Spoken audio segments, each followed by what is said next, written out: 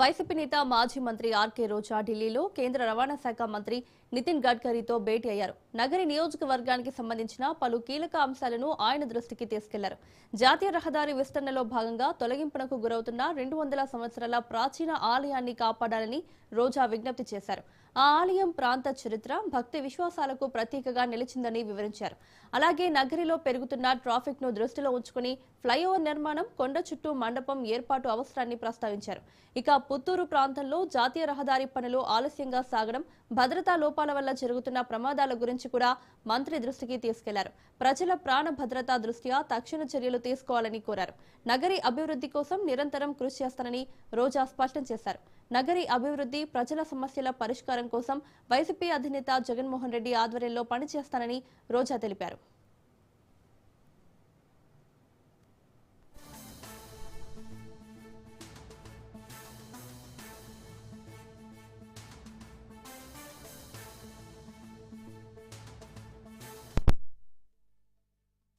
NH road కొండ చుట్టు మీద వెళ్లటం వల్ల 600 సంవత్సరాల చరిత్ర కలిగిన ఆ టెంపుల్ని రిమూవ్ చేసే పరిస్థితి వచ్చింది. సో దాని మీద పబ్లిక్ అంతా కూడా చాలా ఫీల్ అవుతున్నారు. ఇన్ని ఏళ్ల చరిత్ర ఉన్న దీన్ని కాపాడాలి అని చెప్పి ప్రతి ఒక్కరు కోరటం జరిగింది. సో ప్రతి సంక్రాంతికి అక్కడ పెద్ద ఎత్తున దాదాపుగా 21 దేవతామూర్తుల్ని అన్ని గ్రామాల నుంచి, చుట్టుపక్కల మండలాల నుంచి అక్కడికి వచ్చి చాలా పెద్ద ఎత్తున కార్యక్రమం జరుగుతుంది. సో అది కాపాడటం కోసం ఈరోజు గడ్కరీ గారిని కలవటం జరిగింది. మన ఎంపీ మిథున్ రెడ్డి గారు మరి అపాయింట్మెంట్ తీసిచ్చి ఈరోజు మమ్మల్ని కలపడం జరిగింది.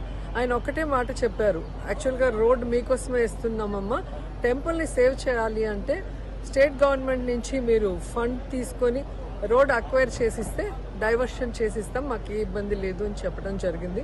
సో దీని మీద పోరాటం చేస్తాం. ఆ టెంపుల్ని కాపాడుకునేంత వరకు మేము వదిలిపెట్టాం. చేయాల్సిన బాధ్యత నగరి నియోజకవర్గ ఎమ్మెల్యే భానుప్రకాష్ మీద ఉంది. కానీ ఆయన ఎంతసేపు దోచుకుందామా దాచుకుందామా అన్న కార్యక్రమం తప్ప ఈ రోజుటి వరకు కూడా వాళ్ళు కూటమిలో ఉన్నారు. ఒక మాట చంద్రబాబు నాయుడుతో చెప్పించి గడ్కరీ గారికి ఈరోజు ఆ టెంపుల్ని సేవ్ చేసే అవకాశం ఉన్నా ఇంతవరకు పట్టించుకోలేదు. ఈరోజు పబ్లిక్ కి మేము సపోర్ట్ చేసి స్టే తీసుకొచ్చుకున్నాం. ఈరోజు గడ్కరీ గారిని కలిసి ఆయన రిక్వెస్ట్ కూడా చేయడం జరిగింది. లేదు అంటే న్యాయస్థానంలో పోరాటం చేయడానికి కూడా మేము సిద్ధంగా ఉన్నాం. కానీ చేయాల్సిన బాధ్యత ఉన్న చంద్రబాబు నాయుడు గాని, కాన్స్టిట్యున్సీ ఎమ్మెల్యే భానుప్రకాష్ గారు గాని, అలాగే ఎంపీ గారు గాని బాధ్యత రహితంగా ఎలా ఉన్నారో ఒకసారి అందరూ కూడా గమనించాలి. ప్రజలు ఇలాంటి వాళ్ళకి ఓట్లేయటం వల్ల నష్టపోతారన్న విషయాన్ని కూడా తెలుసుకోవాలి.